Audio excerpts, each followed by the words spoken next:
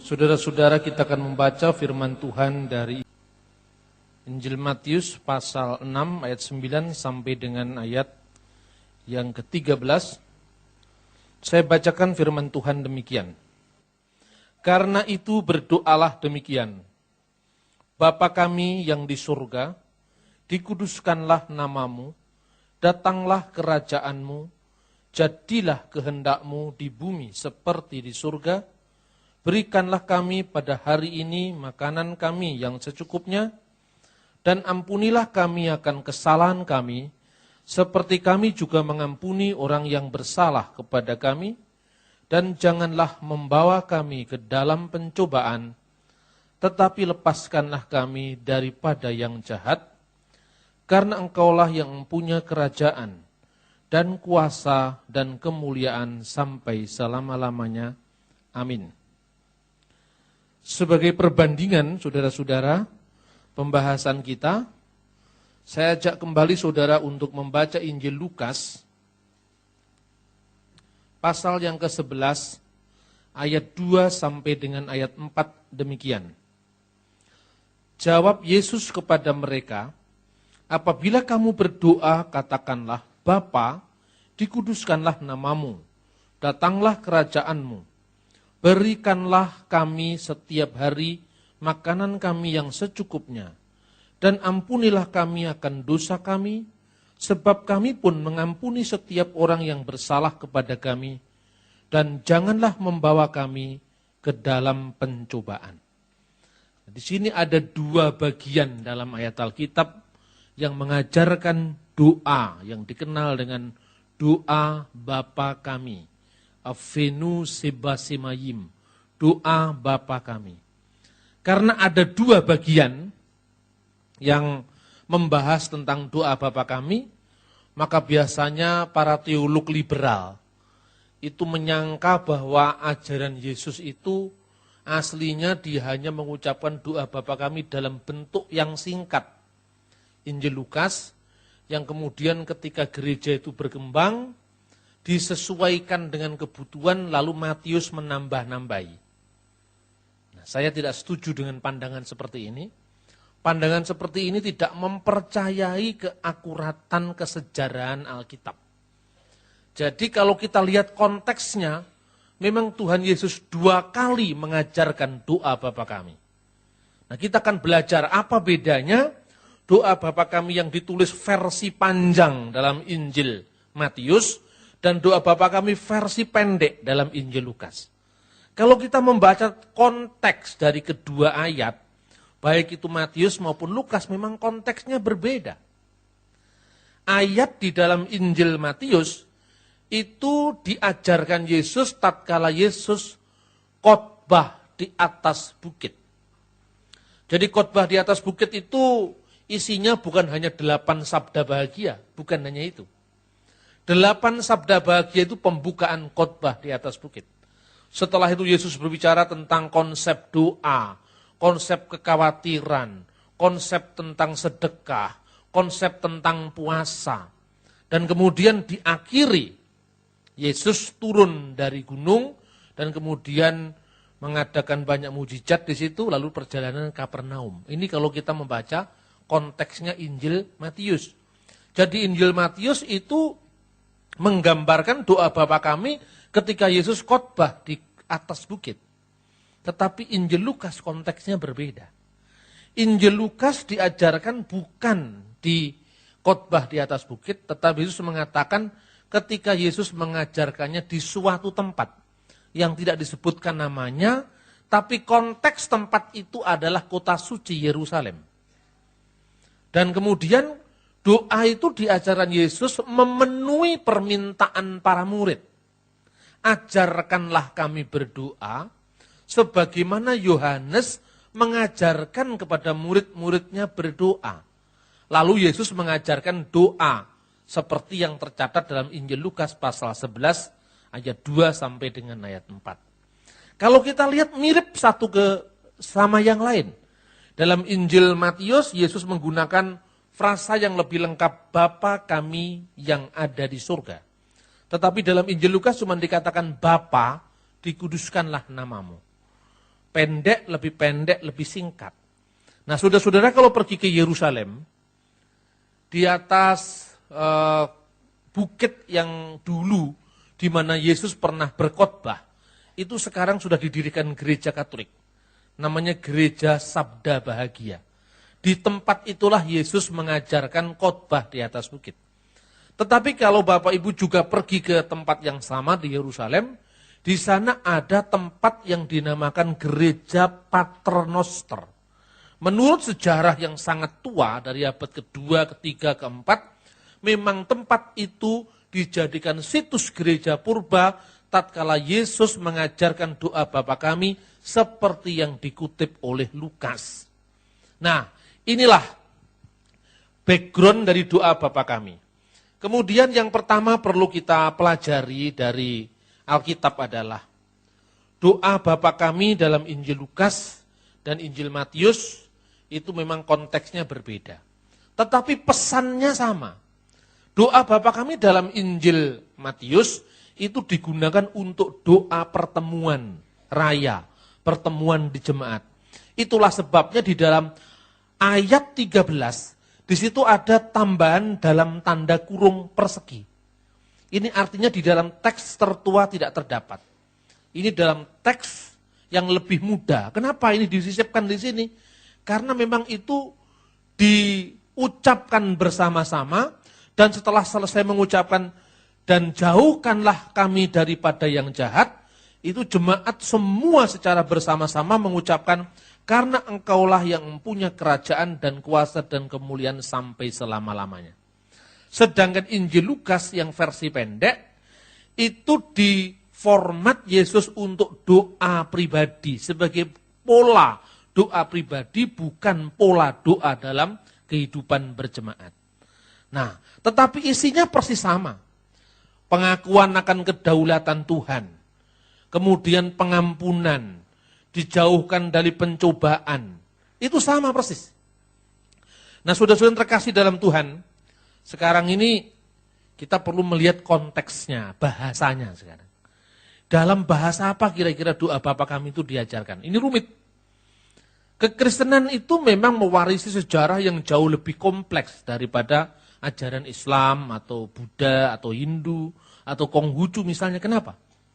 Karena Yesus berkarya di suatu tempat yang namanya Galilea, wilayah bangsa-bangsa. Gelil Hagoyim. Kalau saudara-saudara pergi ke Kapernaum, di sana ada temuan-temuan tentang nama-nama orang, doa-doa yang ditulis dalam 3 bahasa dan 4 dialek yang semua ditemukan pada zaman Yesus. Artinya bahwa pada zaman Yesus, ungkapan Galilea wilayah bangsa-bangsa itu memang di tempat itu menjadi tempat yang multi bangsa, multilingual. Ada banyak bahasa yang muncul di situ. Maka kalau Nabi umat Islam Muhammad Sallallahu Alaihi Wasallam hanya bicara dalam 1 bahasa, kalau Siddhartha Gautama sang Buddha hanya bicara dalam 1 bahasa, bahasa Pali, kitab suci agama Hindu juga ditulis dalam 1 bahasa, bahasa Sanskerta atau Sanskrit. Konfusius juga hanya bicara dalam 1 bahasa, bahasa Tionghoa, maka Yesus berbicara dalam banyak bahasa. Ini yang kita lupakan bahwa warisan nyanyian-nyanyian gerejawi itu memang beragam. Tatkala kita mengucapkan Gloria, itu bukan bahasa Yunani, itu bahasa Latin. Tatkala kita mengucapkan bahasa Yunani, Kyrie eleison. Kyrie eleison, Tuhan datanglah, itu bahasa Yunani. Tatkala kita mengucapkan haleluya, itu bahasa Ibrani. Tatkala kita mengucapkan Maranatha, itu bahasa Aram. Maka konteks kehidupan Yesus memang kehidupan yang multicultural dan multilingual.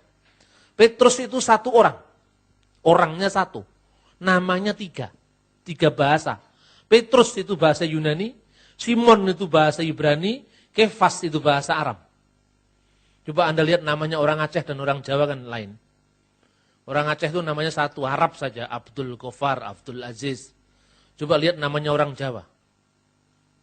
Bambang Nursena itu 3 bahasa itu.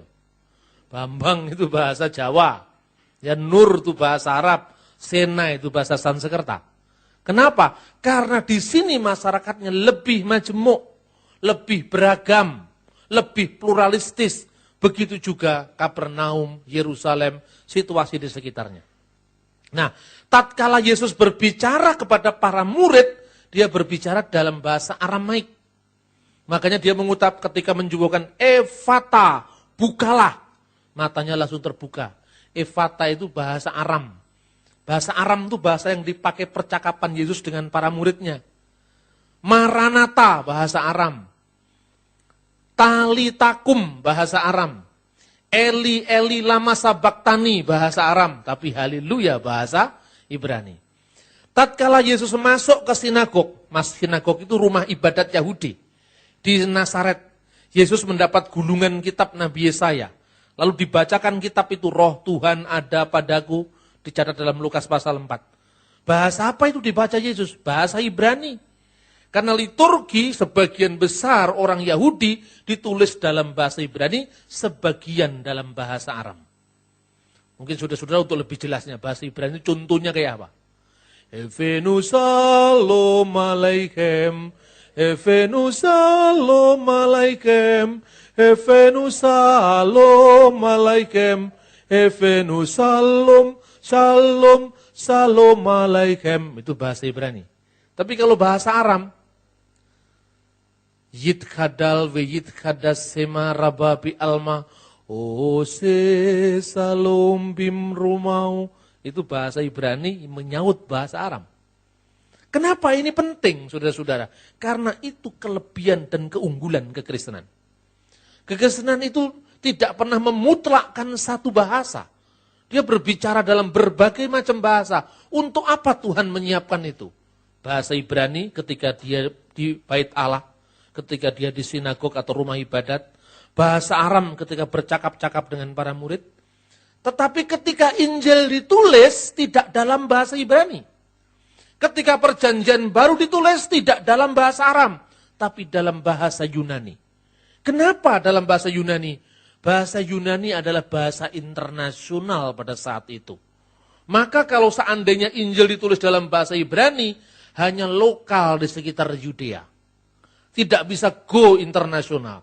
Dalam waktu yang tidak sampai 50 tahun, Injil sudah sampai di Roma. Injil sudah sampai di Efesus. Injil sudah sampai di Asia Kecil, Turki sekarang ini. Injil sudah sampai di Mesir, Kirene, Alexandria. Karena apa? Di tempat-tempat itu seluruhnya bahasanya adalah Yunani. Maka perjanjian baru ditulis dalam bahasa Yunani. Ini saya ibaratkan gini ya. Ketika misalnya saya orang Islam. Ketika saya ngaji di masjid pakai saya bahasa Arab. Benar kan?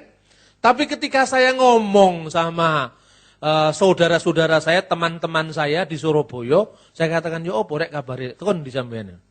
Gitu? Bahasa Jawa. Tapi tatkala saya ngajar di kampus, bahasa Indonesia. Tatkala saya diundang ceramah di Singapura, bahasa Inggris. Nah, untuk melacak Pak Bambang dulu ngomongnya pakai bahasa apa? Gampang sekali. Ketika saya ngomong di rumah, pasti kebanyakan pakai bahasa Jawa. Ketika saya beli bakso, beli soto, pasti ngomong bahasa Jawa. Bener apa enggak? Jarang ngomong bahasa Indonesia. Tapi tatkala saya bertemu dengan Presiden SBY misalnya, pasti sopan santunnya bahasa Indonesia. Plus satu lagi, Yesus, ketika dia berbicara dengan Pilatus, pasti dia berbahasa Yunani. Berarti Yesus juga bicara pakai bahasa Yunani. Karena apa? Pilatus tidak akan berbahasa Ibrani. Pilatus tidak akan berbahasa Aram. Pilatus berbahasa Yunani. Tetapi seandainya zaman Yesus sudah ada KTP, KTP-nya pasti ditulis dalam bahasa Latin. Kenapa? Bahasa Latin adalah bahasa administrasi Imperium Romawi pada zaman Yesus. Dan ini seluruh prasasti Pilatus yang ditemukan di Kaisaria Maritim, semuanya itu tertulis dalam bahasa Latin. Bukan kita heran, tidak usah kita bertanya kenapa di dalam Injil Yohanes pasal 19 ayat 19 sampai dengan ayat 20, tatkala Yesus disalibkan, di atas salib Yesus tertulis inskripsi, Yesus Nazaret, Raja orang Yahudi, dalam berapa bahasa? 3 bahasa, itu catatan Alkitab. Semua orang yang ada di situ melihat, kata Injil Yohanes pasal 19 ayat 19 dan 20. Karena tulisan itu ditulis dalam bahasa Ibrani, Yunani, dan Latin. Maka bukan tanpa kebetulan kalau kita membaca salib, gambar salibnya Katolik tulisannya INRI di atas salib Yesus. INRI itu adalah Yesus Nazarenus Rex Judaeorum. Artinya sama, Yesus Nazaret, Raja orang Yahudi. Tapi kalau Anda pergi ke Turki sekarang, ke Yunani sekarang, salibnya ditulis INBI. Yesus Nazaret Basilios Israel. Yudaion atau Israel. Yesus Nazaret, Raja orang Yahudi. Mana yang benar? Semuanya benar karena memang Alkitab mengatakan salib itu ditulis dalam bahasa Ibrani, Yunani, dan Latin. Nah, kalau gitu, dalam bahasa apa kira-kira Yesus mengajarkan doa Bapa kami? Karena doa Bapa kami itu doa pribadi kepada murid-muridnya, kepada jemaat yang waktu itu kebanyakan orang-orang Yahudi yang sehari-hari bercakap-cakap dalam bahasa Aram. Maka kemungkinan besar Yesus Kristus mengajarkan doa Bapa kami di dalam bahasa Aram, sekalipun teks yang sampai kepada kita tertulis dalam bahasa Yunani. Tidak lama setelah para rasul, murid-murid para rasul menerjemahkan kembali karya para gurunya, yaitu perjanjian baru yang diilhami oleh Roh Kudus, dituliskan kembali dalam bahasa Aramaik. Bahasa yang dipakai Yesus. Tidak usah terlalu sulit kita berpikir. Misalnya, tatkala perjanjian baru menulis Eli, Eli lama sabachthani, yang artinya, Allahku, Allahku, mengapa engkau meninggalkanku? Kenapa kok yang artinya? Karena pembacanya belum tentu ngerti bahasa Aram. Paham? Misalnya, karena kejengkelan, maka Pak Bambang waktu menyampaikan ceramah itu di forum kebangsaan yang diselenggarakan di Surabaya, dia mengatakan, jangkrik jam segini kok belum banyak yang datang. Dalam tanda kurung, jangkrik artinya ungkapan kejengkelan dalam bahasa Jawa gitu loh. Karena ditulisnya dalam bahasa Indonesia, tapi waktu saya ngomong jangkrik itu saya ngomong bahasa Jawa. Yesus ketika ngomong pakai bahasa Aram, ungkapan-ungkapan itu dilestarikan dalam bahasa Aram, makanya Efata yang artinya terbukalah, Talitakum yang artinya wahai anak bangunlah. Kenapa harus diterjemahkan? Karena pembacanya belum tentu mengerti bahasa Aram. Apa sih bedanya bahasa Ibrani dengan bahasa Aram? Ini kayaknya bukan khotbah, ini kuliah bahasa ini. Ya, tapi tidak apa-apa, supaya kita itu tahu akarnya gitu loh. Supaya kita tidak menderita minder wargait kompleks kalau kita bergaul dengan orang beragama lain. Bahasa Ibrani dengan bahasa Aram itu pada zaman Abraham satu. Seperti bahasa Indonesia dan bahasa Malaysia, zamannya Siti Nurbaya juga satu. Namanya bahasa Melayu, ya kan?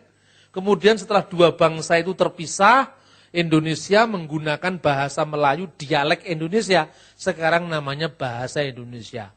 Sejak 28 Oktober 1928 mengaku berbahasa satu, bahasa Indonesia. Yang disebut bahasa Indonesia itu ya bahasa Melayu. Tetapi di Malaysia bahasanya namanya bahasa Malaysia. Cuma hari ini karena berkembang sendiri-sendiri akhirnya jadi beda-beda. Di sana rumah sakit bersalin, rumah sakit korban laki-laki. Ya kan? Tapi di sini ya rumah sakit bersalin. Kalau orang Malaysia menyebut cakap itu di sini berbicara, cakap Melayu. Ngomong cinta ya cinta, kan gitu kan? Itu karena dialek. Begitu juga bahasa Aram dengan bahasa Ibrani seperti itu. Pada zaman zaman Abraham, dua bahasa itu satu. Zaman Abraham itu kapan? 1850 sebelum Kristus. Itu bahasa Ibrani dan bahasa Aram itu satu. Makanya di dalam kitab Ulangan pasal 26 ayat 5, di sana dikatakan dahulu bapa leluhurku seorang Aram pengembara. Seorang Aram itu asalnya dari Irak. Sekarang ini, Aram ya bahasanya bahasa Ibrani kuno atau bahasa Proto-Aramaik, the words of Aramaik. Kira-kira tahun 1100 sampai kira-kira tahun 722, zaman kerajaan Israel terpecah menjadi dua. Saat itulah bahasa Ibrani terpecah jadi dua, bahasa Ibrani dan bahasa Aram. Zamannya Yesus, ketika dikatakan bahasa Ibrani Gabata, itu maksudnya bahasa Ibrani dialek Aram. Karena itu ketika Petrus mau menyangkal gurunya, aku tidak mengenal dia, gitu kan? Hamba imam besar itu mengatakan, itu tidak mungkin kalau kamu bukan muridnya. Itu tampak dari logat bahasamu. Karena apa? Logat bahasanya Petrus itu kental bahasa Aram. Kayak kalau saya berbahasa Indonesia, oh jelas sekali latar belakangnya Jawa. Itu lain kalau bahasa Indonesianya orang Papua. Saking cepatnya, kau mana? Kamu mau pergi kemana? Kau, jadi kopi mana? Kau pergi kemana? Kopi mana? Loh, kopi apa? Jawabannya, sapi sana, saya mau pergi ke sana. Oh, sapimu sendiri, sapi sana. Itu caranya orang sana berbicara dengan sini beda. Begitu juga bahasanya Petrus, itu beda dengan bahasa orang Yerusalem kebanyakan. Nah, bahasa Aram itu dipakai di lingkungan ketika pembuangan. Karena itu ada satu kitab dalam Alkitab, ditulis dalam dua bahasa. Kitab Daniel. Kitab Daniel sebagian di depan ditulis bahasa Ibrani, sejak pasal 3 ditulis dalam bahasa Aram. Kemudian ditutup lagi pakai bahasa Ibrani. Karena apa? Memang masyarakatnya sangat multilingual. Dan walaupun perjanjian baru bahasanya itu bahasa Yunani, tetapi stylenya, gayanya tetap gaya Aram. Makanya banyak sekali kata-kata Aram yang dipakai dalam Alkitab Perjanjian Baru, misalnya talitakum, Markus pasal 5 ayat 41. Wahai anak, bangunlah. Efata, bukalah. Markus pasal 7 ayat 34. Eli, Eli, lama sabaktani. Matius 27 ayat 46. Ya, ini jelas Yesus berbicara dalam bahasa Aram. Oleh karena itu, orang berpikir Yesus itu mengajarkan doa Bapa kami. Itu tentu sebagai seorang Yahudi, ternyata ketika dibandingkan, itu mirip dengan doa Yahudi. Namanya doa Kadis. Nah, apa berarti Yesus jiplak dari Yahudi? Tidak. Kalau orang Kristen punya Alkitab Perjanjian Lama, ya karena kekristenan itu penggenapan dari agama Yahudi. Perjanjian Lama itu isinya apa? Nubuat-nubuat, harapan-harapan, simbol-simbol. Perjanjian Baru, penggenapan-penggenapan yang simbol menjadi hakikat, yang dulu dinanti-nanti sekarang sudah datang. Maka segenap doa-doa Yahudi pun oleh perjanjian baru, khususnya oleh Yesus, diberikan makna yang baru. Nah, doa Kades itu kira-kira bunyinya seperti ini. Ini mirip sekali dengan doa Bapa kami. Nanti kita akan lihat orang Yahudi asli ketika mengucapkan doa Kades, dan ini orang Yahudi-Yahudian. Karena saya orang Indonesia, artinya saya belajar bahasa Aram, saya belajar bahasa Ibrani, tapi tentu saja lidah saya tidak sama dengan lidahnya Benyamin Netanyahu. Tidak sama dengan lidahnya orang Israel aslinya. Doa Kades Yahudi itu bunyinya seperti ini. Sayang tidak sempat ditulis ya. Yithadal ve yithadas seme rababi alma dibrakir utai. Artinya, dimuliakanlah dan dikuduskanlah namanya yang besar di alam semesta yang dijadikan menurut kehendaknya. Nah, coba katakan, jadilah kehendakmu, datanglah kerajaanmu, dimuliakan namamu, kan mirip. Kemudian, weyamlik malkutai, bihayyikon, ubeyumeikon, datanglah kerajaannya selama engkau masih hidup pada masamu. Ubehayyidikol Israel, ba'agala uwisman karif ve imru amin. Datanglah kerajaannya selama engkau masih hidup pada masamu, dan selama segenap keluarga Israel hidup, terpujilah namanya dari kekal sampai kekal, dan hendaknya yang percaya berkata, amin.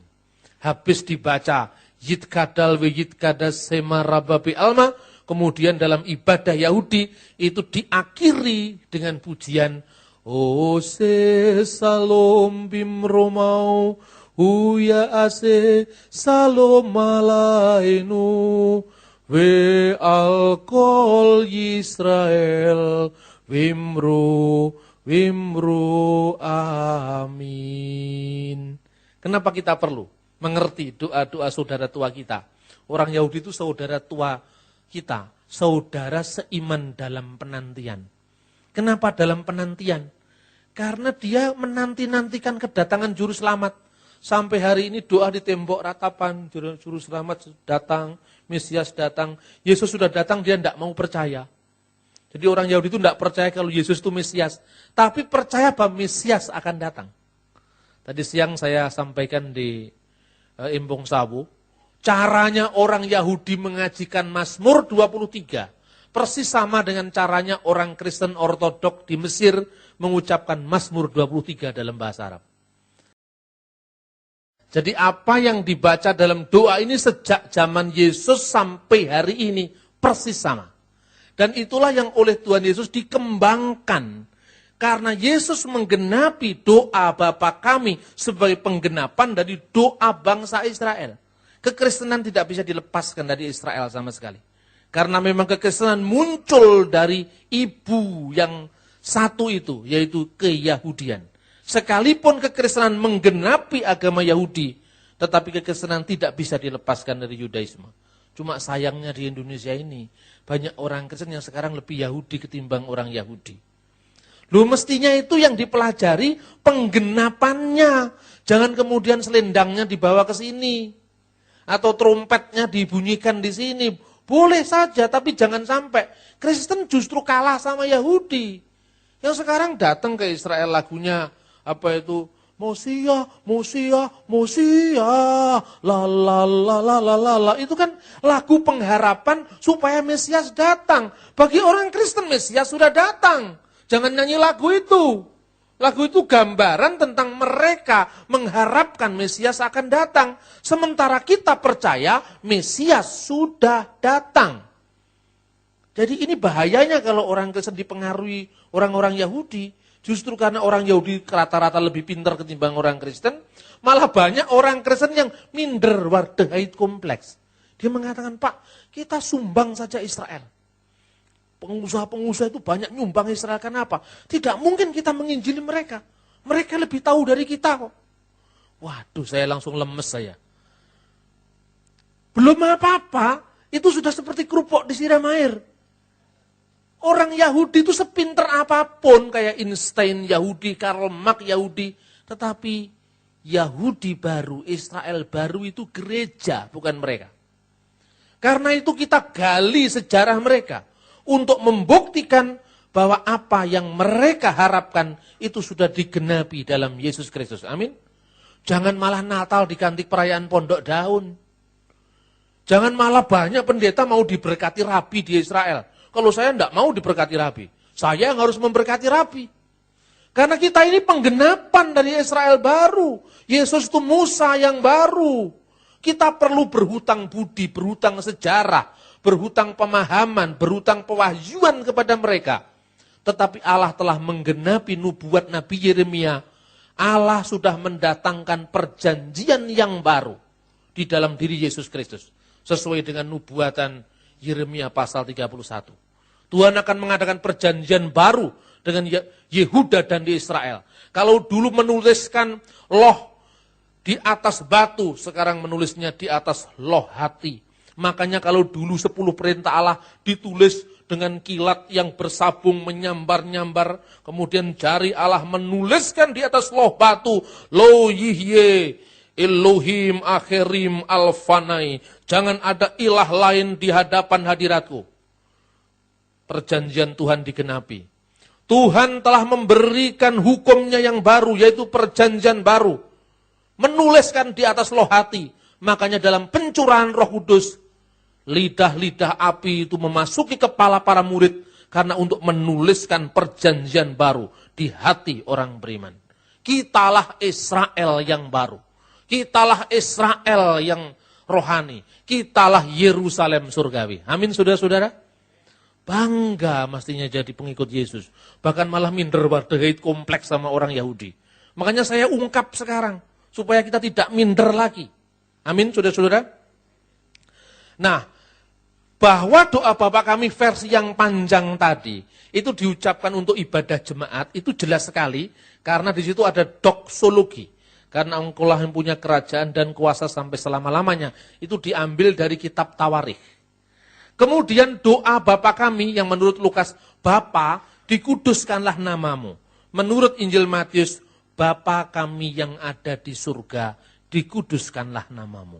Padahal ungkapan Bapa di surga, itu orang Yahudi sudah punya. Avinu seba semayim, yithadas semcha, dan seterusnya. Bapa kami yang ada di surga. Nah kemudian pada kira-kira tahun 90 Masehi, di dalam dokumen gereja kuno yang namanya Kitab Didache, itu sudah ditulis doa Bapa kami versi panjang menurut Injil Matius. Dan ini menjadi pembelajaran iman bagi kita, bagaimana kita bisa mengerti iman Kristen dengan baik. Kalau membawa rombongan orang Indonesia, orang Batak apalagi, yang pertama-tama dilihat di Paternoster, gereja Paternoster itu, doa Bapa kami ditulis dalam banyak bahasa. Orang Batak itu yang dicari mesti, di mana itu doa Bapa kami dalam bahasa Batak. Ya, selalu dicari begitu. Tapi kalau saya katakan, sebelum cari yang bahasa Batak, cari dulu bahasanya Tuhan Yesus. Bahasa Aram, bahasa Ibrani, bahasa Yunani. Kemudian cari bahasa Arab. Kenapa bahasa Arab? Mayoritas orang Indonesia itu Muslim. Bahasa Arab itu baginya bahasa surga. Maka saya tunjukkan mana doa Bapa kami dalam bahasa Arab. Anda mengucapkan doa Bapa kami dalam bahasa Jawa dan bahasa Indonesia, dengan mengucapkan doa Bapa kami dalam bahasa Arab itu lain. Saya pernah sudah waktu kendurian di kampung. Ya, saya nakal dikit lah, dengan banyak-banyak nakalnya. Untuk orang hadiratun Nabi Muhammad SAW, Al-Fatihah, semua baca Al-Fatihah, waktu yang mimpin itu saya. Jadi disuruh mimpin kendurian, mau juga saya. Itu saya doanya, saya ganti doa Bapa kami. Tapi pakai bahasa Arab. Lalu saya berdoa, Abanalladzi fis samawati yataqaddas yasmuka li'ati malakutuka litakun masyiatuka kama fis samai kadzalika 'alal ard. Amin, amin, amin. Kubsanaka fafana atinal yaum waghfir lana dzunubana kama naghfiru nahnu aidan lil mudnibina ilaina wala tudkilna fit tajribah lakin najina minas yirir. Amin, amin. Kemudian ada orang tanya, itu kok lain sekali doanya. Ya, ini yang saya doa ini artinya duh Rama kawula ingkang wonten ing swarga. Asma paduka mugi kasucekno. Loh ini Kristen. Iya Kristen. Kok Arab lah ya, justru itu menarik, maka Kristen Arab. Nah ini banyak, yang begini lebih penting ketimbang Anda cari doa Bapa kami bahasa Batak. Karena itu tidak akan pernah menyentuh orang lain kecuali sukumu. Ya kan? Tapi kalau kita mengucapkan ini, itu dampaknya akan luar biasa. Ada orang membawa, itu kaligrafi doa Bapa kami. Ini orang Chinese dari Jakarta ikut saya rombongan. Beberapa tahun lalu, waktu di Jericho saya suruh beli doa Bapa kami pakai bahasa Arab. Untuk apa Pak? Jangan tanya untuk apa. Saya perintahkan beli. Saya bilang itu. Jengkel juga saya. Nanti sampai di rumah, pasang di ruang tamu. Nah, karena dia sebelumnya sudah nanya ke saya, gimana Pak, saya itu dimusuhi tetangga saya. Pak Haji orang Arab. Kenapa? Ya mungkin saya ini di situ minoritas. Minoritas double lagi, double minority. Yang pertama Kristen, yang kedua Chinese. Ini double minority. Terus kemudian, gimana Pak caranya? Sudah nanti jawabannya di Jericho. Nah jawabannya saya beri. Dia katakan, untuk apa? Saya kan enggak ngerti. Loh, bukan ibu yang harus ngerti, enggak usah ngerti, enggak apa-apa. Untuk apa Pak? Diperintah, beli. Beli. Dibeli sama dia, taruh di ruang tamu. Enggak begitu lama setelah pulang dari Indonesia, dia telepon ke saya. Pak Bambang, terima kasih Pak. Loh kenapa? Wah luar biasa Pak. Dulu itu, yang memusuhi saya itu tiba-tiba bertamu ke rumah. Lah kenapa bertemu? Ya lihat doa itu katanya. Itu kan doa Bapa kami. Lalu dia tanya, Assalamualaikum. Ya saya jawab Pak, waalaikumsalam warahmatullahi wabarakatuh. Loh Pak kok tumben datang? Wah hati saya senang karena ibu sudah mendapatkan hidayah dari Allah. Bingung dia. Nah kemudian ibu ini bingung karena memang nggak saya ajari. Biar dia kebentur-bentur sendiri. Sebab kalau saya ajari kan di skenario itu. Bingung dia, kenapa Pak Haji? Mulai kapan ibu masuk Islam? Dia bingung. Orang Betawi hajinya itu. Dia bilang, enggak Pak, saya tetap Kristen. Loh, kok bisa? Lah iya saya tetap Kristen Pak, tapi saya baru pulang dari Palestina. Kenapa ibu memasang ini? Ini ayat-ayat Allah. Iya ini ayat-ayat Allah Pak, tapi dari Injil. Ya pintar juga dia mengatakan, ini doa Bapak kami. Masya Allah. Nah, gitu. Tapi penasarannya tidak pernah hilang. Setelah itu dia sering bertamu. Lalu dia nanya-nanya. Nah, terbuka komunikasi. Yang dulunya orang tidak saling menyapa karena di Indonesia itu orang Kristen dan orang Islam seringkali bertengkar karena budaya yang berbeda. Bukan hanya itu keperluannya untuk komunikasi iman kita. Tetapi juga memerlukan teks-teks asli itu gunanya untuk apa? Agar kita mengerti konteksnya. Saya berikan contoh. Kalau Bapak Ibu Saudara-saudara membaca Matius pasal 6 ayat 12 dalam terjemahan King James, mungkin akan bingung. And forgive us our debt, as we forgive our debtor. Dan ampunilah kami akan hutang-hutang kami, seperti kami telah mengampuni orang yang berhutang kepada kami. Loh, masa hutang kok diampuni? Coba, dari mana ini asalnya? Kita tidak bisa mengerti kalau tidak ngerti konteks aslinya. Karena di dalam bahasa yang dipakai Yesus, hobenan, itu artinya kesalahan sekaligus hutang.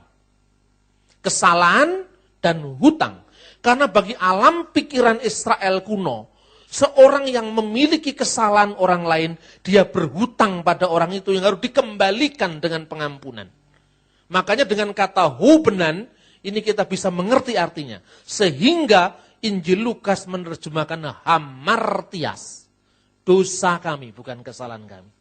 Nah dengan kita melihat teks asli dalam bahasa aslinya ini, kita bisa mengerti bagaimana dahulu Yesus mengajarkan kepada kita. Dan yang terakhir, saudara-saudara, doa Bapa kami tidak hanya ada di lingkungan Kristiani, tetapi juga ada di lingkungan agama-agama non-Kristen. Saya berikan contoh. Dalam salah satu hadis Nabi Muhammad, diriwayatkan oleh Abu Darda dan Al-Nisa'i, ditulis An-Nasa'i, ditulis begini, doa kesembuhan untuk orang sakit. Bunyinya sangat mirip dengan doa Bapa kami. Apalagi kalau dibandingkan dengan doa Bapa kami dalam bahasa Arab. Rabbanallahu fis sama'i. Ya Allah Tuhan kami yang ada di surga. Nah bapaknya dihilangkan. Karena bapaknya dianggap punya anak. Padahal Allah tidak beranak. Maka Bapa kami diganti Tuhan kami. Kemudian, watakhodasa ismuka. Dikuduskanlah namamu. Persis sama. Amruka fis sama'i wal ard. Kehendakmu di surga dan di bumi. Kama rahmatika fis sama'i fajhal rahmatika fil ardi. Seperti rahmatmu di surga, begitu juga kiranya rahmatmu di bumi. Waghfir lana haubana wa khatayana. Ampunilah kesalahan dan dosa-dosa kami. Antar rabbu thayyibin. Engkaulah Tuhan yang maha baik. Anzil rahmatan min rahmatika wasifaan min sifaika ala hadal wajih. Turunkanlah rahmat dari rahmatmu dan kesembuhan dari kesembuhanmu atas penyakit ini. Amin. Itu digunakan doa untuk penyembuhan sakit. Sebagian dukun menggunakannya untuk penyembuhan orang sakit lewat pedukunan. Coba bayangkan. Mulai dari hadis Nabi sampai klinik pedukunan dipengaruhi doa Bapa kami. Bukan hanya magicnya Elias Pikal yang dipengaruhi doa Bapa kami, tetapi juga dalam Islam. Artinya doa ini begitu kuat mempengaruhi dunia. Khotbah di atas bukit meletakkan etika global dunia. Maka kita harus memahami doa ini secara lebih dekat lagi. Dengan menunjukkan fakta-fakta ini, saya ingin mengajar kepada jemaat. banggalah menjadi pengikut Yesus Kristus. Amin. Suatu saat nanti akan saya sampaikan makna teologis ayat per ayat dari doa Bapa kami. Karena ini penting, tetapi saya sekarang menunjukkan sejarah doa Bapa kami. Saya ajak saudara-saudara untuk bangkit berdiri. Dan kita akan berdoa dan saya akan mengakhirinya dengan doa Bapa kami dalam bahasa Arab. Kalau Anda tidak mengerti bahasa Arab, aminkan saja, tidak mungkin sesat. Ini pasti benar. Karena ini doa Bapa kami dalam Alkitab yang memakai bahasa Arab. Mari kita berdoa. Bapa di surga, kami mengucap syukur karena Engkau telah mengajarkan kepada kami doa yang agung. Salat Robaniyah, doa Bapa kami. Doa yang bukan sekedar berisi permohonan. Doa yang bukan sekedar berisi pujian. Tetapi doa yang berisi permohonan, puji-pujian, pengagungan, ucapan syukur dan pengakuan-pengakuan atas kesalahan kami. Doa yang mengajari kami agar kami mengakui Engkau.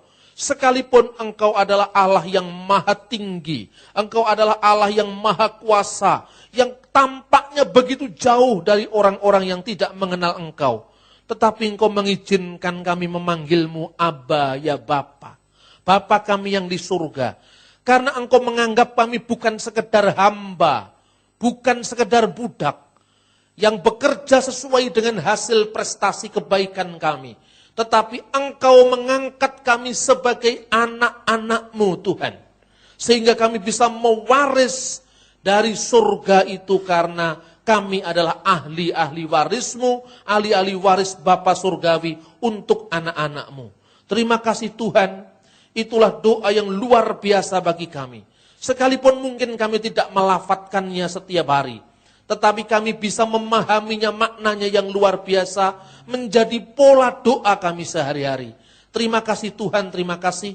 Ibadah ini telah Engkau sertai, ibadah ini telah Engkau bimbing. Dan Tuhan hamba-Mu hanya menanam dan menyiram, tetapi Roh Kudus yang memberikan pertumbuhan atas setiap apa yang sudah kami pelajari. Dan firman-Mu adalah ya dan amin. Tuhan Yesus, terima kasih. Kami sudah berdoa di dalam nama Tuhan Yesus Kristus yang telah mengajarkan kami berdoa. Abana ladzi fis samawat liyatakhaddas yasmuka liya'ti malakutuka litakun masyatuka kama fis samai kadzalika 'alal ard. Kubsana kaffafana atinal yaum waghfir lana dunubana kama nakfiru nahnu aidan lil mutnibina ilaina wa la tudkilna fit tajribah lakin najina minas wirir liana lakal mulka wal quwata wa masda ilal abad. Amin.